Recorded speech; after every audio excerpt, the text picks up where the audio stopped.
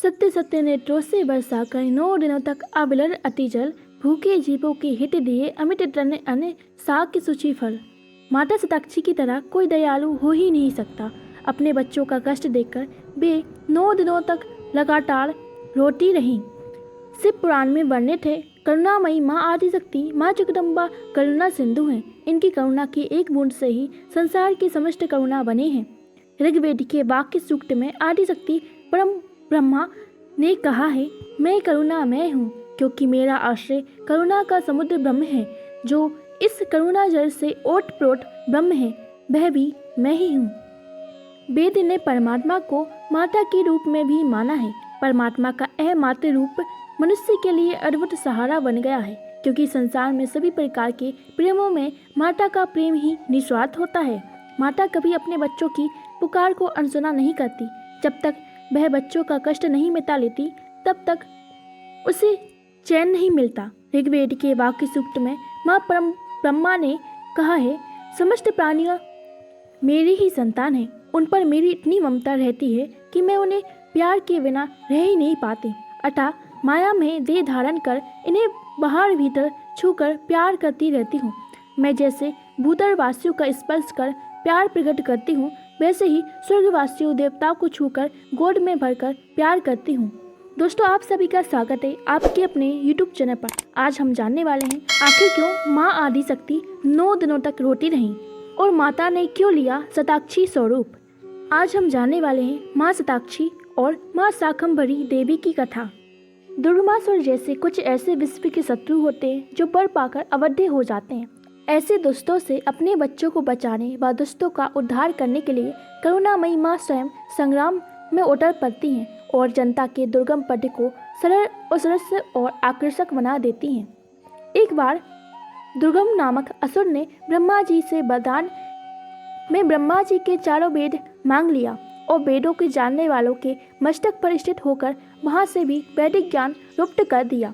वेदों के अदृश्य हो जाने पर यज्ञ आदि बंद हो गए और देवताओं को यज्ञ का भाग न मिलने के कारण उनकी शक्तियां कमजोर हो गईं। वैदिक क्रिया के रुक जाने से मंत्र शक्ति के अभाव से ब्राह्मण और देवता दुराचारी हो गए। परिणाम स्वरूप पृथ्वी पर 100 वर्षों तक वर्षा नहीं हुई। कुआं, नदी, नारे, समुद्र, सभी वृक्ष लगातार सूखते गए। भीषण तपन और भूख प्यास से लोग तड़प उठे। घोर आकार से तीनों लोकों में हाहाकार मच गया। देवताओं और मनुष्य की ऐसी दशा देखकर दुर्गम दैत्य बहुत खुश हुआ, परंतु उसे इतने पर भी चैन न आया।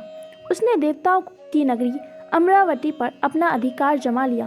विवश होकर सभी देवता हिमालय पर्वत पर माँ पराशक्ति महेश्वरी के शरण में गए और गुहार लगाई। बालकों के पग पग पर अपराध होता ही रहता है। केवल माता के सिवा संसार में ऐसा कौन दूसरा है जो उस अपराध को सहन करता हो। आपके पुत्र महान कष्ट पा रहे हैं, आप हमें दर्शन दो और इस दुर्गम नामक दुष्ट दैत्य से हम सब की रक्षा करो। अपने बच्चों का कष्ट माँ देख ना सकी, भला पुत्र कष्ट में हो माँ कैसे सहन कर सकती हैं। फिर देवी तो जगत जननी है, उनकी करुणा मई की क्या बात करें। त्रिलोकी की ऐसी व्याकुलता देखकर माँ के अश्रु की धारा निकल आई। 2 आंखों से हृदय का दुख कैसे प्रकट होता। जगदम्बा ने कमल सी कोमल सैकड़ों आंखें बना ली और सैकड़ों आंखों से करुणा के अश्रु की धारा बह निकली। इसी रूप में माता ने सबको अपने दर्शन कराए और जगत में शताक्षी कहलाई। वे अपने चारों हाथों में कमल पुष्प और नाना प्रकार के फल फूल लिए हुए हैं। करुणा हृदय में माँ व्याकुल होकर लगातार 9 दिन और 9 रात तक रोती रही। माता ने सैकड़ों नेत्रों से अश्रु की सहस्त्रों धाराएं प्रवाहित कर दी, जिससे त्रिलोकी में बहुत बारिश होती रही। जब लोग तृप्त हो गए और विश्व का तपन समाप्त हो गया, समुद्र, नदी, नाले, सरोवर जल से भर गए। सभी औषधियाँ सींची गईं, पेड़ पौधे में नए अंकुर फूटने लगे, लोगों के प्राण में प्राण आ गए। फिर भी माँ पराशक्ति परम ब्रह्मा की आंखों के आंसू कम नहीं हो रहे थे। वे अपने बच्चों की छटपटाहट और कष्टों को भूल नहीं पा रही थी। शताक्षी अवतार में माँ ने अपने वात्सल्य भाव से समस्त संसार का कल्याण किया। अब हम जानते हैं माँ के शाकंभरी स्वरूप की कथा। माँ शताक्षी ने उसके बाद दिव्य रूप धारण किया और अपने शरीर से विभिन्न कंदमूल, शाक, फल इत्यादि प्रकट कर अपने सब जीवों की भूख को शांत किया और शाकंभरी देवी के नाम से प्रसिद्ध हो गईं।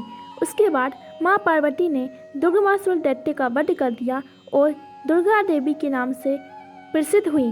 वास्तव में लोक प्रसिद्ध शताक्षी, शाकंभरी और दुर्गा ये एक ही देवी हैं। माता का प्रख्यात सिद्धपीठ उत्तर प्रदेश के जिला सहारनपुर से 40 किलोमीटर दूर शिवालिक पर्वत माला के वन आच्छादित क्षेत्र में स्थित है, जो भगवती शताक्षी शाकंभरी का सिद्ध स्थान है।